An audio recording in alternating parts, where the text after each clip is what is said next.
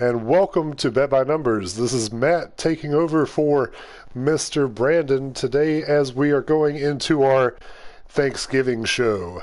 And with that, cue the music.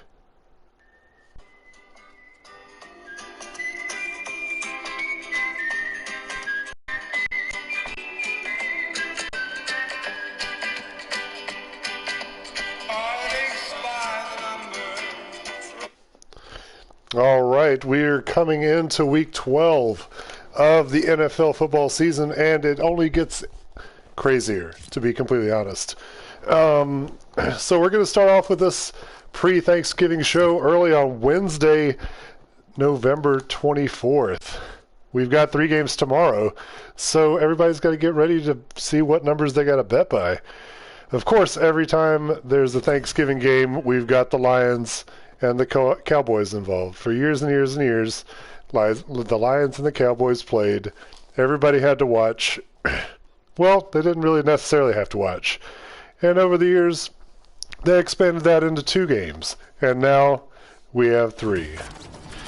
So with the first game, we've got the Lions giving up 3 points to the Chicago Bears. And the Chicago Bears, you know, they're terrible as well. So there's not a whole lot to say in this game. We're going to give you some DFS recommendations on this as well as we go into the game, but Chicago's favored by 3. We like Chicago. Chicago's still going to win, most likely, because the Lions, well, let's face it, they're not going to go 0-17 because they got that tie. But I have faith that Andy Dalton's going to bring the pain, and we're just going to have to see what happens. Fortunately, that's the early game in the day, and you don't have to watch it too long as we lead into the Cowboys versus the Raiders. Cowboys-Raiders, I mean, I don't know what to say. You got John Gruden. He's not coaching anymore for the Raiders. So most people think that this team has completely fallen apart. But as we get this Thanksgiving game, we know that the Raiders and the Cowboys are also longtime adversaries. This is definitely a rivalry. I could possibly see a Raiders bounce back, but right now we've got the line. Dallas is favored by 7.5. So just over a touchdown. And the Cowboys' CeeDee Lamb, from what I understand, has been chosen to play, which could change your fantasy or your DFS or whatever. But let's just face it, the Cowboys are one of the best teams in football. Whether you like the Cowboys, hate the Cowboys, wish they didn't exist, they're going to win this game, and I like them to cover. I think this one could definitely be a shootout, though, so look out for an interesting game. Although most of us, and when I say most of us, I mean probably all of us, will be in some kind of food coma halfway through this game. Going through the last part of our first course on Thanksgiving, we've got the Bills and the Saints. And, I mean, looking at this game, like after week 4, we're like, man, the Bills, amazing team. Saints still have potential. Bills are kind of on a slump. They really need this game to get back right. I definitely see them, as the Bills are favored by 6, coming back into their own. Josh Allen's got a lot to prove. They really need to start to get some momentum started as they move into the playoff picture. And what better team to do it than the Saints? Now, the Saints are at home, and the Swamp could be a tough place to play, you know, but the Bills probably looked at the Falcons tape. I'm a big Falcons fan, and I don't know what to say, but Brandon would still agree that if you watch that tape, as bad as the Falcons are, the Bills could probably learn a thing or two about how to put a hurting on the Saints. We're looking at a good game, but I think your first course of Thanksgiving ends in a Bills victory, and they're going to cover by 6. So, I mean, the first course is usually, like, kind of light. I mean, that's what we had. We had some light games. Nothing really exciting. But when you look at it on the DFS point, you've got 6 teams and a very tight schedule. You can definitely put your money where your mouth is if you think you know what's going on. So I always like to start my DFS by saying, if you're starting off DFS, try to get yourself involved in some matchups that are only 1 to 3 teams. And by teams, I mean rosters. If somebody else out there knows a lot more about it, they can put as many rosters out there as they want, and you're not going to make a dime. You're just throwing your money away. So try to get in those games where there's 1 to 3 rosters. Don't bet a whole lot of money, bet however much you want to. But I like to start off with running backs. Running backs are going to be your most consistent option when it comes to DFS. And like I said earlier, this Cowboys-Raiders game, it's going to be a lot of fun.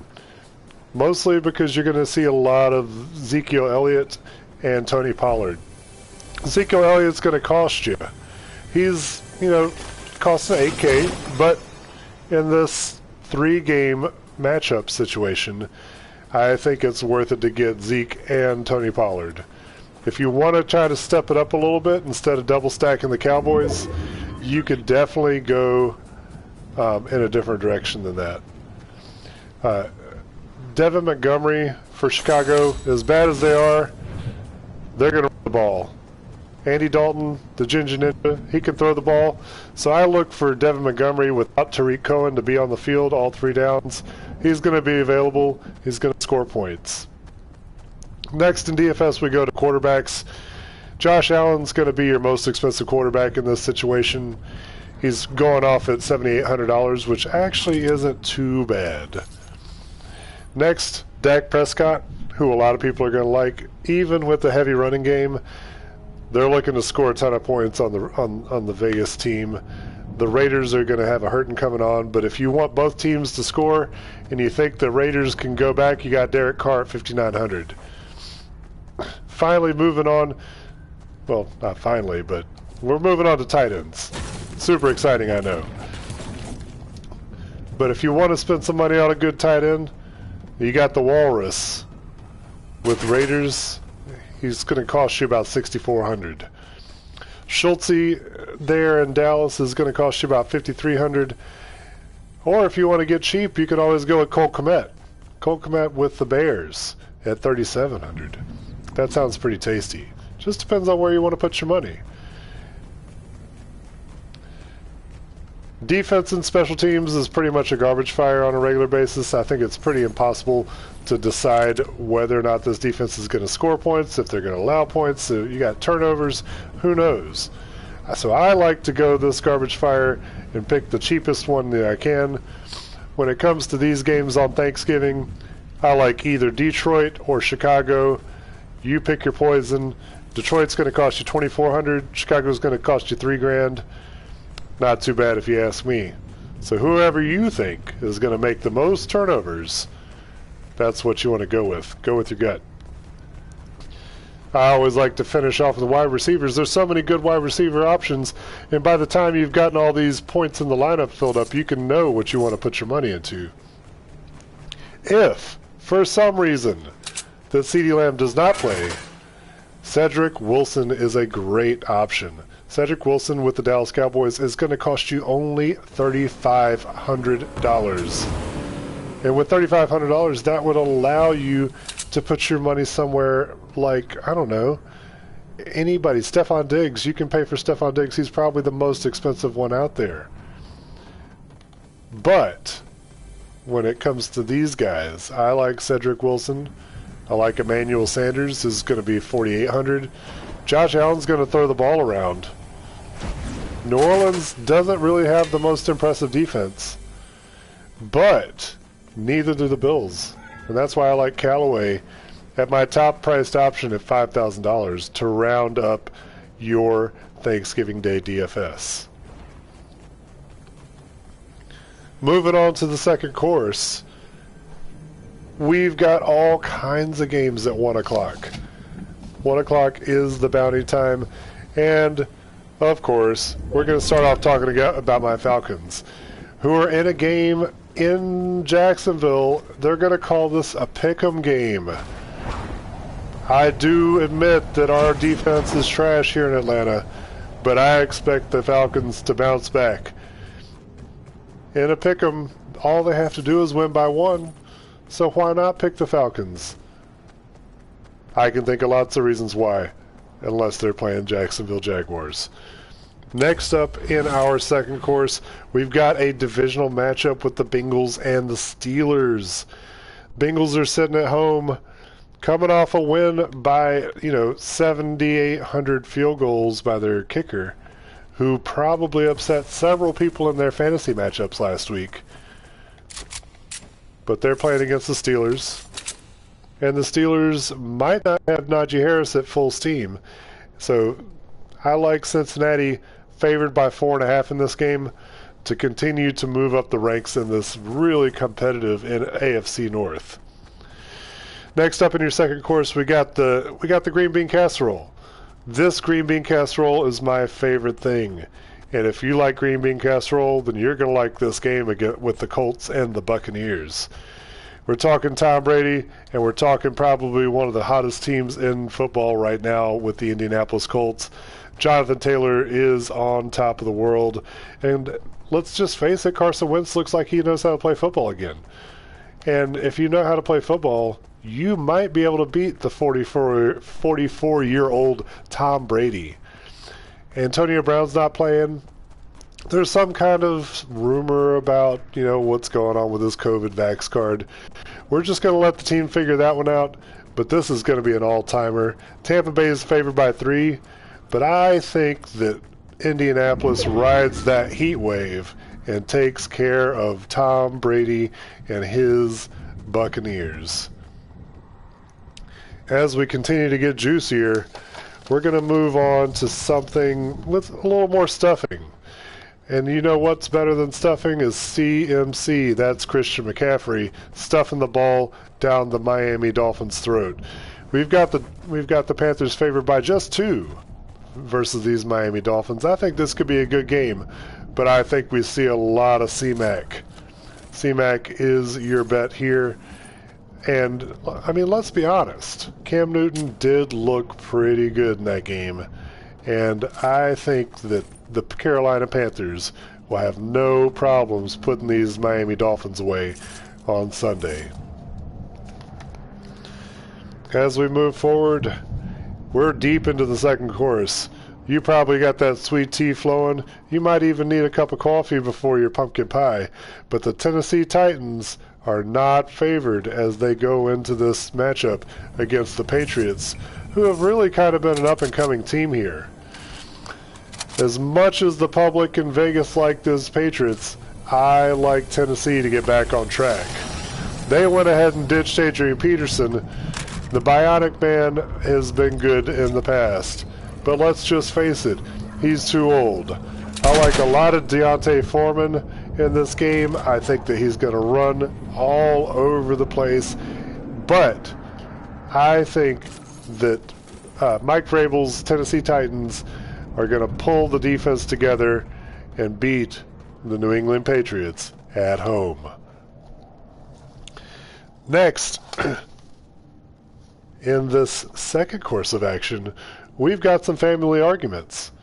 And by family, I mean the NFC East, because the Eagles and the Giants are going to go head-to-head. And you know what happens when that happens? Almost nothing worth watching. Oh, this guy, he's a real person. I think he's trying to figure that out too.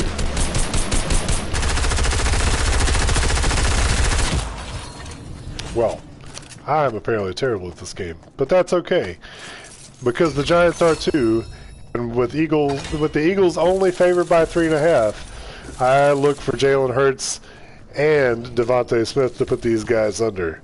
Don't be surprised if you see Miles Sanders running all over the place while you're trying to come back from your tryptophan hangover on Sunday afternoon. Next up, we've got another barn burner with our first appearance of a favor for the Houston Texans playing against the New York Jets. They are favored at home to win by 2.5 points. However, just because they're favored doesn't mean I expect them to win. In fact, I do have the Jets moving on to beat these Texans because the Texans, let's just face it, probably have the most to overcome of any football team this season. Even the Lions. Moving on to the third course. Man, we've been through some of those sides. We're about to have a second helping of ham and turkey, and we're not asleep yet. We've got the Los Angeles, LA Chargers on the road against their division foe, the Denver Broncos. And guess what? The Chargers are favored by 2.5. I think that's a little low because, I mean, like after last week, yeah, they beat the Steelers, but the Steelers aren't really that good. So maybe Vegas is questioning the Chargers still. I just don't see this Broncos team being able to create enough challenges for the Chargers to win by less than a touchdown. So we're going to take the Chargers.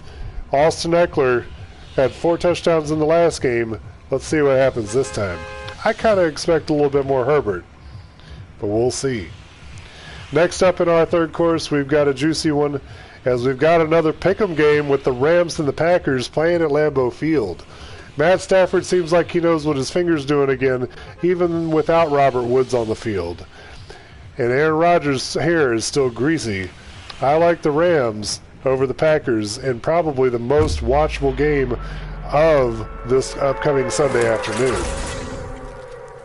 If you don't want to watch that game, though, I definitely recommend checking out this Vikings 49ers game with two teams that are fighting for their playoff hopes.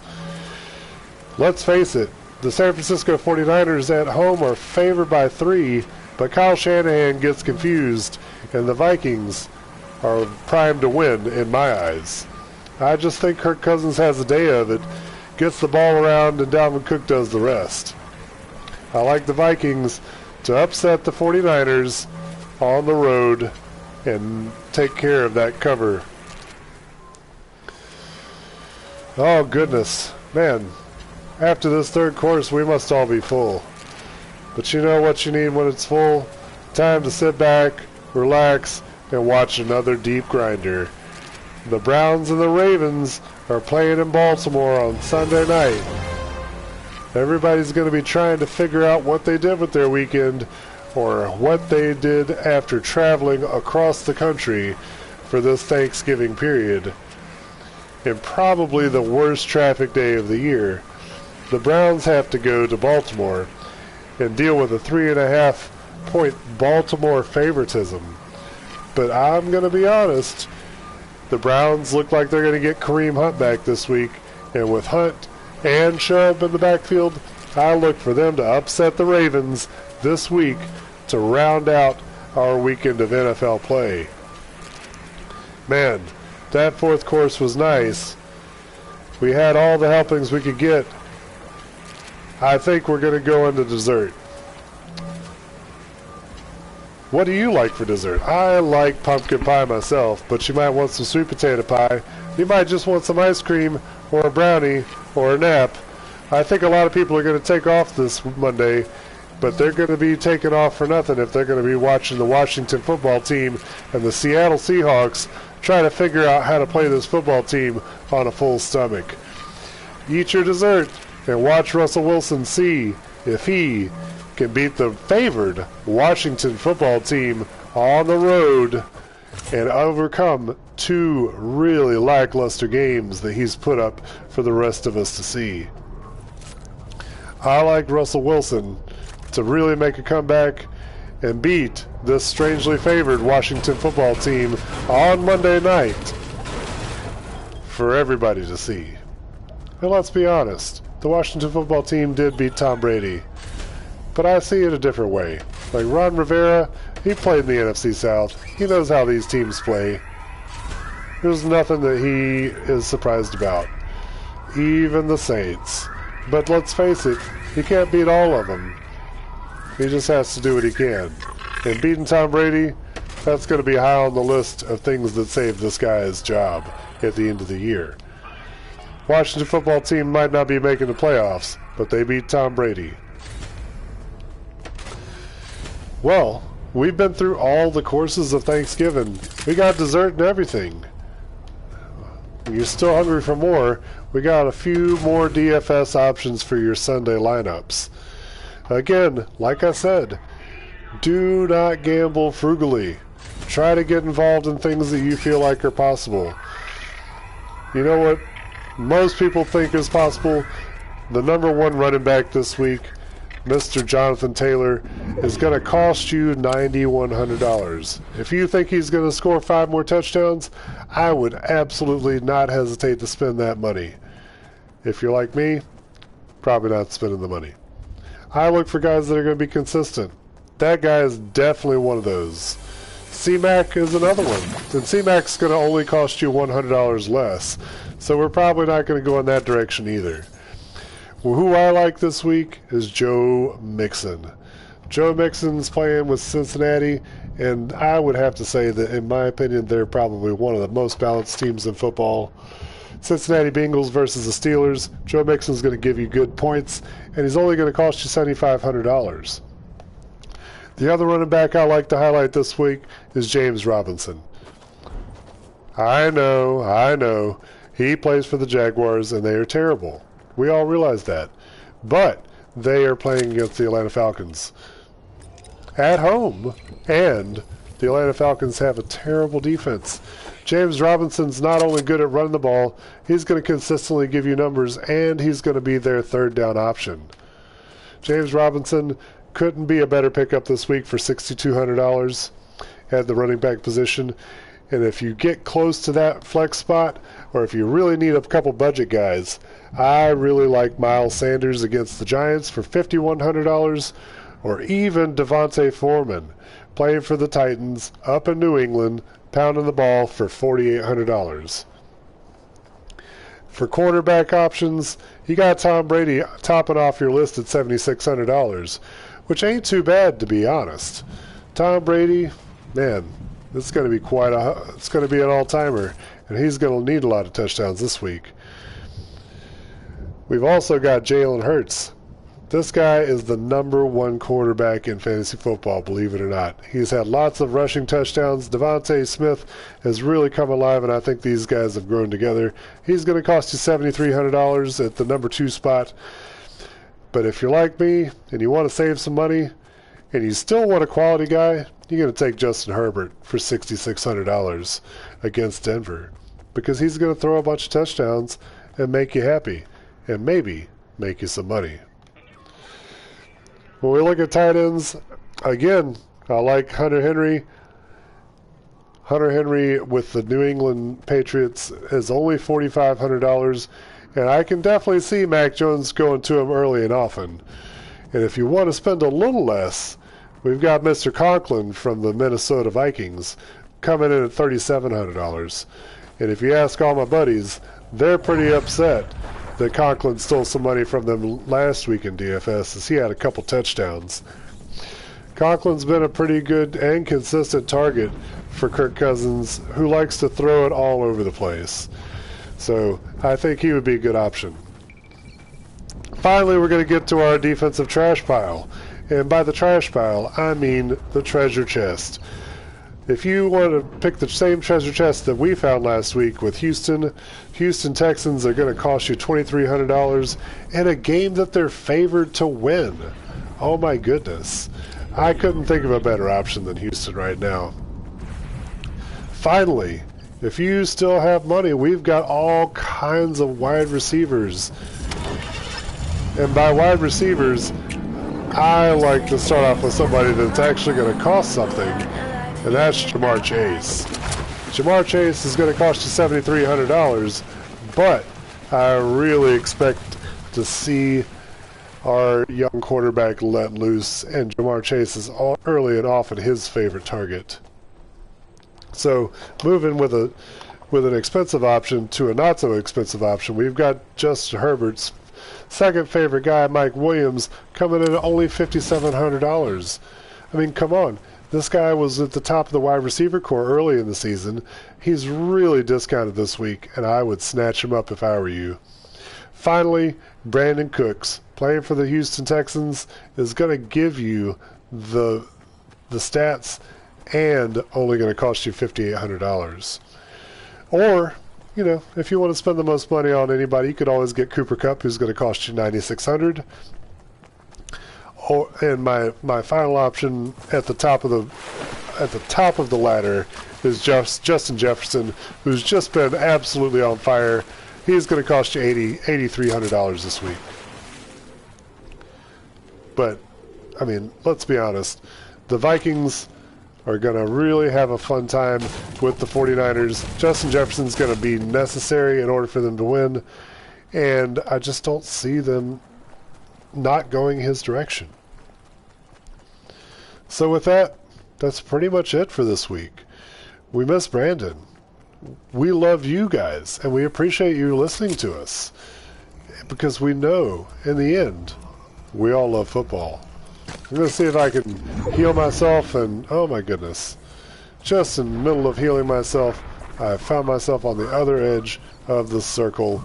It's terrible. Alright, let's get in this vehicle, see if we can get out of here. See if we can't not get shot. I know that's a double negative. Let's see if we don't get eaten by a shark. That would be good. Alright, let's get some shields here. Ooh, shotgun works. Oh, and it's going again. Look at that.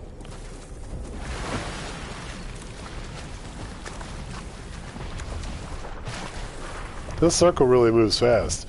I don't know how many of you guys play Fortnite. I'm definitely a Call of Duty kind of guy, but this Fortnite's pretty cool. That's not what I want. Okay. Let's see if we don't die here. Please, don't forget, we're on Twitch. We are on iTunes, and most importantly, Spotify. I don't think I'm going to make it through the circle. Oh my goodness. The circle's moving way too fast for me. I should have stayed in the boat. Man. I think with that, we're just going to say what is what. And I appreciate you joining. Come back and join us next time. We might even have some NBA coming up for you guys if you want to talk about LeBron and how he thinks he can fight other players. Come back and see us.